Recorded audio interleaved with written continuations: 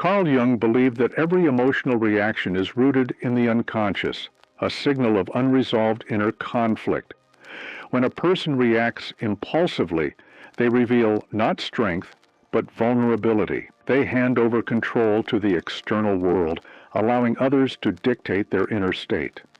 Most people operate in this reactive mode, constantly triggered by a look, a word, or a shift in circumstance. They become predictable, easy to manipulate, and emotionally fragile. But the moment someone stops reacting, something powerful begins to unfold. They reclaim the energy that was once scattered across every minor insult and misunderstanding. Jung would argue that this marks the beginning of individuation, the process of becoming whole and internally anchored. Non-reaction is not weakness. It is the mark of someone who has turned inward, examined their shadows, and found stability there. True power, according to Jungian thought, comes not from control over others, but from control over the self. And that begins the moment one stops flinching at the world and starts observing it in stillness. Carl Jung emphasized that true self-awareness starts with observation, the capacity to witness one's inner world without immediately identifying with it. Most people confuse a fleeting emotion with truth. They feel anger and assume they are justified. They feel fear and assume they are in danger. But this confusion is what keeps them enslaved to their reactions. Emotional mastery, Jung would suggest, begins when a person learns to pause, to create space between stimulus and response. By asking simple internal questions like, does this deserve my energy? One begins the process of self-liberation. Jung often spoke about how our unconscious patterns run the show until they are brought into consciousness. Observation is the light that reveals these patterns. Through quiet witnessing, not judgment, the emotional charge begins to dissolve. Selective indifference, a stoic-like trait, is not emotional coldness, but conscious restraint. It's the realization that not everything merits your participation. When one learns to view life as a spectator rather than a pawn, they shift from being controlled by their emotions to becoming the one who governs them. In Jungian terms, this is the beginning of integration, the foundation of becoming unreachable. Carl Jung believed that emotional reactions are never random. They are messengers from the unconscious, revealing parts of the self that remain unexamined. When someone reacts without thinking, they are not responding to the present moment. They are responding to a pattern, a wound, a shadow. Jungian psychology teaches that until a person becomes conscious of these automatic behaviors, they will continue to repeat them, calling it fate. To become unreachable, one must evolve from reactivity into strategy. Strategic detachment is not manipulation, it is mastery. Choosing not to respond immediately, or at all, is a conscious act of self-preservation. A calm gaze, a neutral face, and composed silence speak louder than any emotional outburst. Jung would argue that this is the individual reclaiming their projection, pulling their energy back from the external world and recentering it within. By replacing knee-jerk responses with intentional actions, the unreachable person becomes unpredictable. And unpredictability is power. They do not reveal their inner state easily. Their silence becomes a shield, and their stillness a statement. Jung knew that individuation requires integration of both instinct and intellect, and strategy is the bridge between them. According to Carl Jung, the inability to let go is rooted in attachment to illusions about others, the self, and how life should be. People often hold on not because something is good for them, but because letting go feels like losing control. Jung warned that what we cling to externally often mirrors unresolved inner conflicts. The more we attach, the more we reveal what we fear to lose. And fear, in Jungian terms, is the guardian of the unconscious. Letting go, then, is not weakness. It is a powerful act of liberation. The person who dares to release what no longer serves them detaches from illusions, and reconnects with truth. Jung spoke of detachment not as abandonment, but as individuation, the psychological birth of the self that no longer depends on external approval, outcomes, or validation. Those who are truly unreachable have mastered the art of surrender. They are not immune to loss. They have simply stopped fearing it. In letting go, they affirm their inner wholeness. They are no longer possessed by what they cannot control. And in this internal freedom, their power quietly multiplies. Carl Jung taught that suffering often comes not from events themselves, but from our resistance to them. We suffer because we refuse to accept that something has ended, a relationship, a phase of life, or an identity we once clung to. Detachment in Jungian psychology is not cold indifference, it is conscious acceptance. It is the decision to stop resisting what the psyche already knows to be true. The unreachable individual understands that letting go is not the same as losing. It is allowing life to flow, rather than forcing it to conform to a narrative built on fear or insecurity. Jung called this process transformation, the shedding of false attachments to uncover the authentic self. When someone practices detachment, they begin to live from inner abundance rather than outer dependency. They no longer beg people to stay, force situations to work, or chase what tries to leave. They release with grace, not because they don't care, but because they do. They care about their peace, their alignment, and their growth. And in doing so, they access a new form of power, one rooted not in control, but in trust.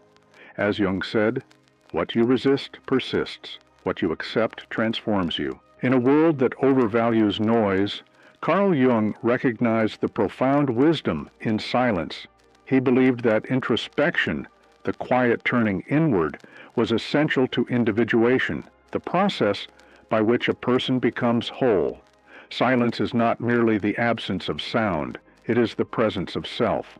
When someone chooses silence, they begin to separate their true voice from the voices that were imposed on them, by family, by society, by fear. Those who are truly unreachable have mastered the art of silence. They don't react impulsively. They don't over-explain. They don't reveal more than necessary. This is not a game of mystery. It's a form of psychological discipline. Jung would say that silence is how the soul listens to itself. And when one listens deeply, the need to be understood by others begins to fade. Through silence, power grows. The less someone reveals, the less others can use against them. People who speak endlessly often betray their insecurities, but those who pause before responding, who sit comfortably in their own stillness, they radiate confidence. They become unreadable, unpredictable, and therefore untouchable. And, as Jung understood, that which cannot be easily defined holds the greatest psychological power. Carl Jung often explored the symbolic power of what is not said. In his view, the unconscious speaks through what we omit as much as through what we express. People who are truly unreachable understand this deeply. They reveal little, speak precisely, and leave space for others to wonder. They don't rush to fill silence with empty words or justify their every move. Instead, they allow mystery to work in their favor. Jung believed that mystery evokes projection. When people don't fully understand someone, they begin to fill in the blanks with their own imagination. This gives the unreachable person a psychological edge. Their presence lingers, not because they've said too much, but because they've said just enough. They've mastered minimalism, speaking with weight, not volume. Strategic pauses, composed body language, and a calm tone create an aura of self-possession. These individuals are not trying to be impressive, and that's what makes them compelling. As Jung noted, the self is revealed not in the performance, but in the presence. The one who does not need to explain gains an invisible authority, and that quiet control changes the entire dynamic in any room they enter. Carl Jung believed that individuation, the process of becoming a whole and autonomous self, required breaking free from the need to please others. Yet most people are conditioned from early childhood to equate self-prioritization with selfishness. They are taught to put others first, to sacrifice their own needs for acceptance, and to fear the guilt that comes with setting boundaries. But those who are truly unreachable know that this guilt is an illusion, a tool used by others to keep them small. To prioritize oneself is not to become selfish, but to recognize the sacredness of one's energy. Jung spoke of the necessity of self-integration, of owning one's worth without external validation. When someone begins to say no without apology, when they choose rest over overextending, when they cut off those who only take, they shift from living reactively to living intentionally. This isn't coldness, it's clarity, and clarity is rare. The unreachable person invests first in themselves, not because others don't matter, but because they understand they cannot give from an empty vessel. As Jung might suggest, prioritizing the self is not the end of connection. It's the beginning of authentic ones. Carl Jung wrote extensively about the power of the unconscious and how energy precedes words. For those who are truly unreachable, presence alone becomes a message. They don't need to declare their worth, explain their choices, or beg to be understood. Their self-respect is felt, not spoken, and this silent strength is what shifts social dynamics in their favor. When someone reaches this level, they stop chasing validation. They no longer strive to be noticed because they've realized that attention earned through self-abandonment is never real. Jung emphasized that once a person integrates their shadow and accepts their true self, they begin to radiate a different energy, one that others naturally respond to. This energy is not loud or performative. It is grounded, firm, and unshakable.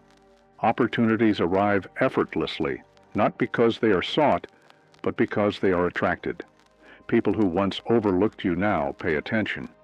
Those who once felt superior now hesitate. And all of this happens without saying a word. In Jungian terms, this is the emergence of the self, the fully formed individuated identity that needs nothing from the external world to feel complete. Carl Jung believed that a person's deepest growth begins when they no longer seek validation from the outside world. Most people live as reflections of what others want, shaped by opinions, controlled by expectations, and imprisoned by the fear of rejection. But those who become truly unreachable have transcended this dependency. They no longer need to be seen to feel real.